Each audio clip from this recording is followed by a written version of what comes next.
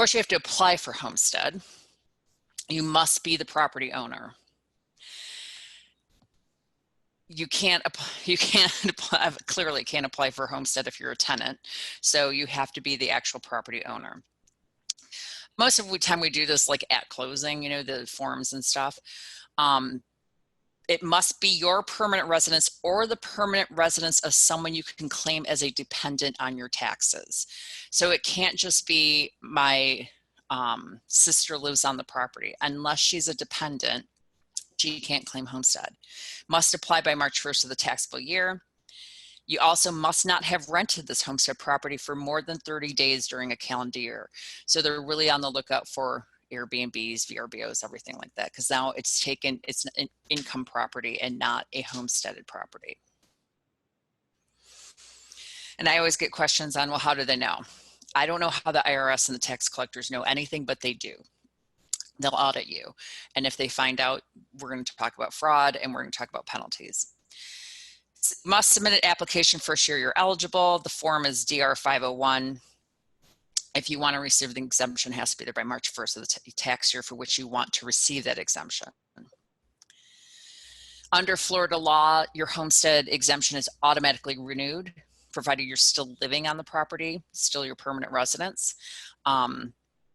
There is no having to fill out a form every year, which is kind of nice. You may lose your homestead tax exemption, and sometimes there's just glitches at the assessor's office.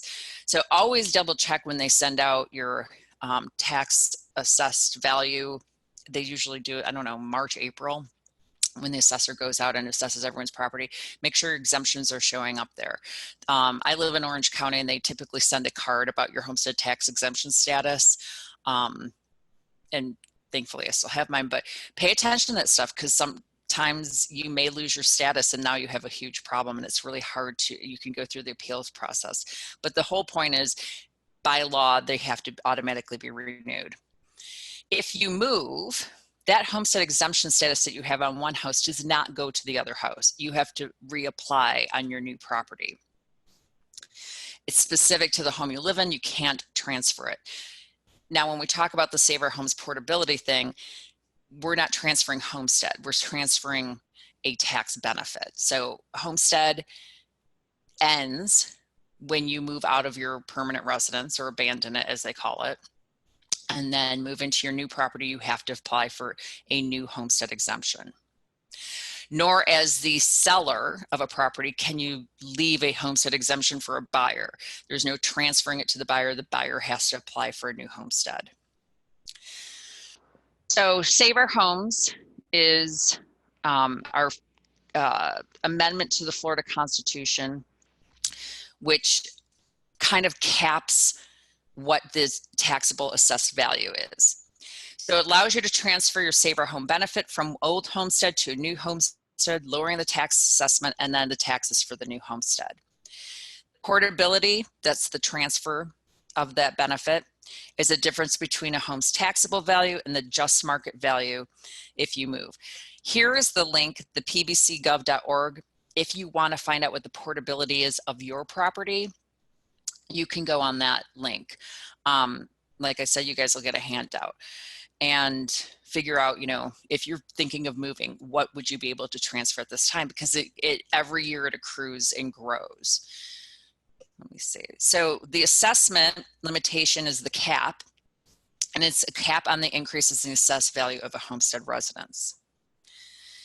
It's capped at 3%, or whatever the CPI is, whichever is less. The maximum 3% cap protects assessed value regardless of how high market values increase. So this is, what we're trying to say is, we've seen these bubbles, right? Where real estate bubbles. I mean, even my house, it's like, oh my God, the values have gone up ridiculously high, but I can't be taxed on that higher value. The most I can be taxed is a 3% increase.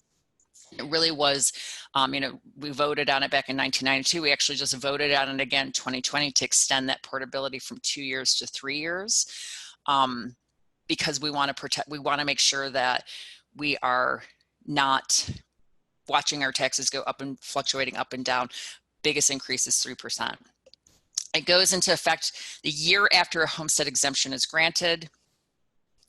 So the first year of homestead, you pay the full just value in taxes of the assessment. Following years, that's when you see that 3% cap, or the lesser of that, or the CPI. So to give you an idea of what the annual increases are over the past few years, last year was capped, the CPI was 2.3%, so we were capped at that. It'll never go above 3%. I think we did have a 3% back in 2012. So you can see that was the increases based on like basically consumer price index. If the consumer price index is 4%, the most we can do is 3%. That's what we're capped at in terms of increases in assessed value of the properties. It applies to homestead property, provided there's no ownership changes or property improvements. And Chris, I think if everyone's interested, we could do that Save Our Homes class, because it's really interesting to go through like all the, if you have a co-tenant and blah, blah, blah, and it really takes like an hour. So just know that you can transfer, oops, got a little jumpy there, but it has to be homestead property. So what's the portability? You can transfer all or a significant portion of your tax benefit up to $50,000 from one Florida home with a homestead to a new Florida home with a homestead. So portability does not go out of the state of Florida, and it has to be homestead to homestead. And that's portability, is that transfer. You don't have to necessarily buy a new house. Let's say you have your homestead and you've decided you need to upgrade, but you were going to keep your old house as a rental property, but you're claiming homestead on your new property. You can still do portability as long as you abandon the homestead on the old property. So here's sort of the math. Let's do portability benefit amount is the difference between the market value, just value, and assessed value. So here you've got your existing homestead. The market just value is $400,000, less the assessed value of $250,000, which is the value with 3% cap. And your portability benefit is the difference between those two, $150,000. So if you upsize and you buy a $600,000 house, that $150,000 is subtracted, your portability benefit. And what that means, it's subtracted. So now you're not going to be assessed at 600, you're going to be assessed at 450. But then you also now have a homestead exemption of 50. So your assessed taxable value is $400,000. So you're saving 200 grand is the point. If you're downsizing, you still can do the portability benefit. The market value of this house is 200,000 less the portability benefit, which makes the assessed value 125 minus your 50,000 for your homestead. Now your taxable value is 75. So you can reap some really great benefits on the portability.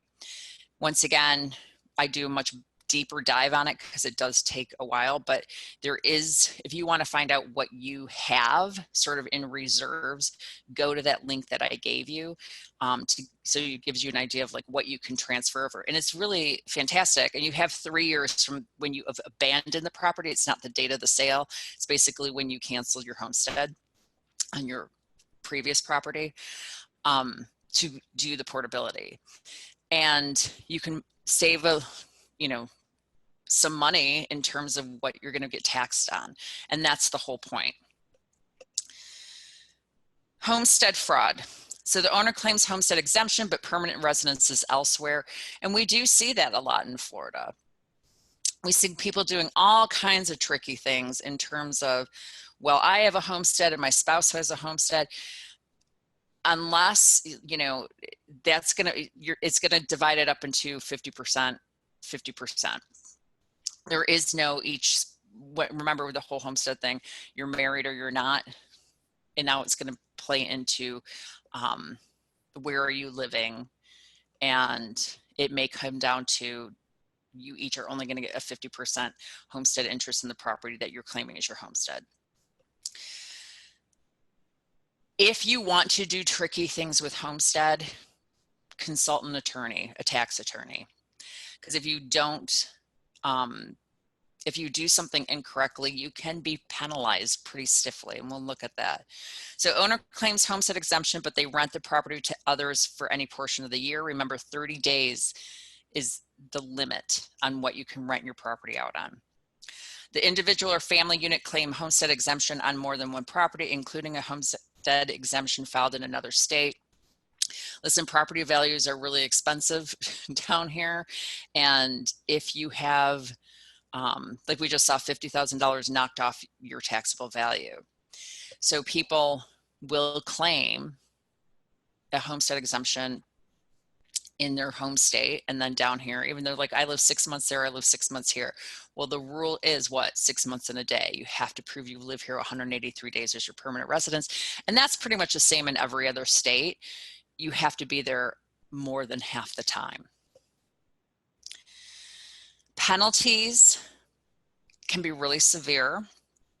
Owners who intentionally cheat on homestead, they have a tax lien placed on their properties throughout Florida. You'll be back taxed for up to 10 years, if applicable.